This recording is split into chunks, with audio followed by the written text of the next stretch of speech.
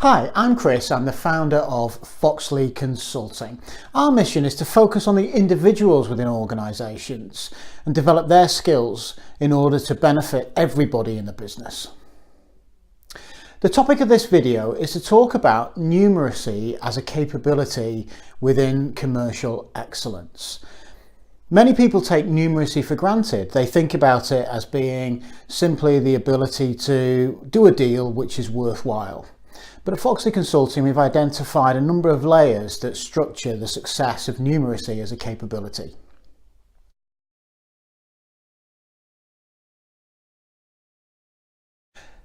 Back in the early and mid 1990s, the place to go if you lived in the northwest of England was Cream. The Cream nightclub was a phenomenon. They attracted DJs from all around the world, and they created some of the world's biggest names. People like the Chemical Brothers, Fatboy Slim. They were names at Cream that drew in thousands of people. The brand was everywhere. They launched themselves in Buenos Aires. They had nights in Ibiza, and they even created and launched CDs. In fact, at one point, 60,000 people bought the Cream Live CD on the first day of its launch. It was incredible. But in 2002, the nightclub closed its doors in Liverpool. It's a quick decline. What happened to Cream? Well, the problem was that the things that had made Cream successful and made Cream special then were the cause of its downfall. It was about the DJs. These huge names, global icons, they were the reason why people went to Cream. But the problem was they were incredibly expensive. And over time, it became impossible for Cream to pay the wages and the fees for the huge artists and cover their costs. They just got their numbers wrong.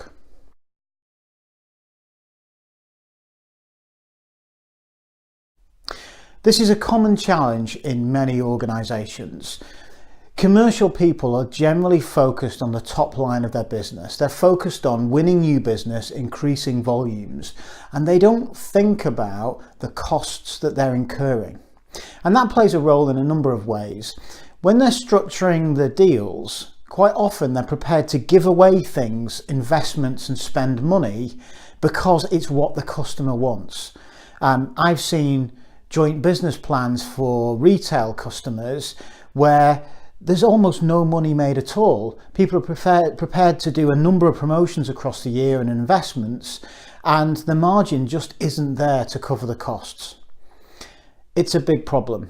Numeracy is a commercial capability which is essential for an organisation to build and for the individual person to understand.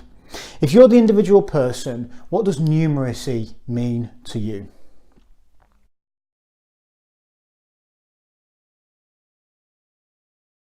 Numeracy means four things.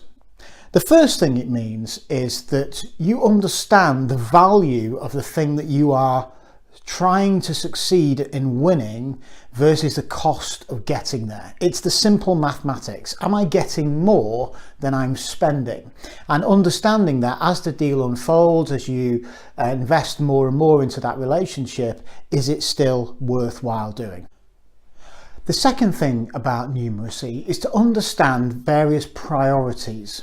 What's the most important thing for you to secure, and what's the most important thing for your customers? Have you got the value right?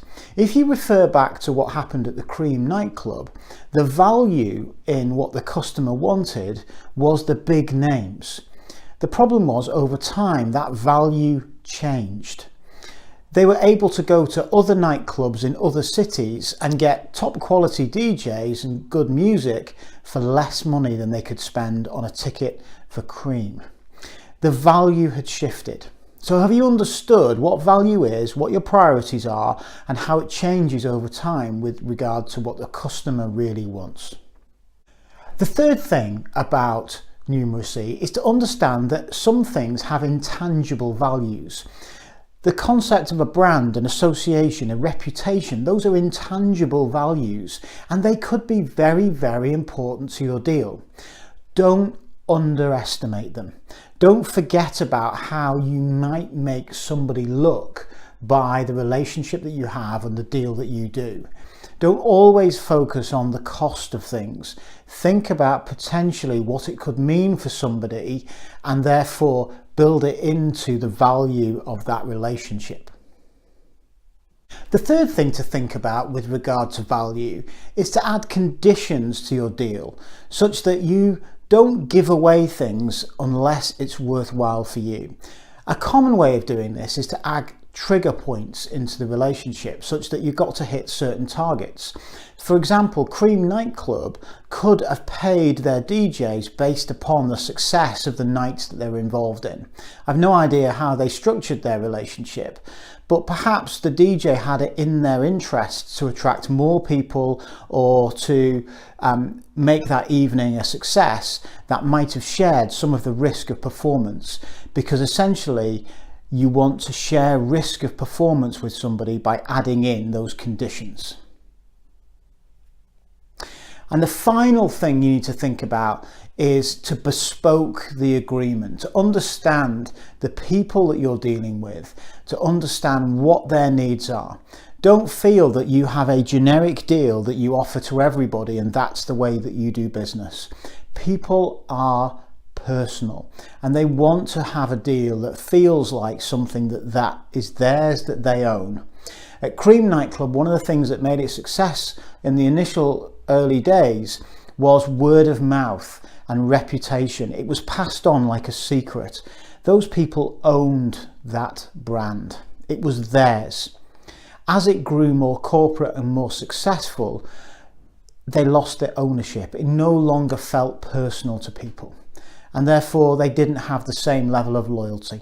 Build loyalty, make it feel personal.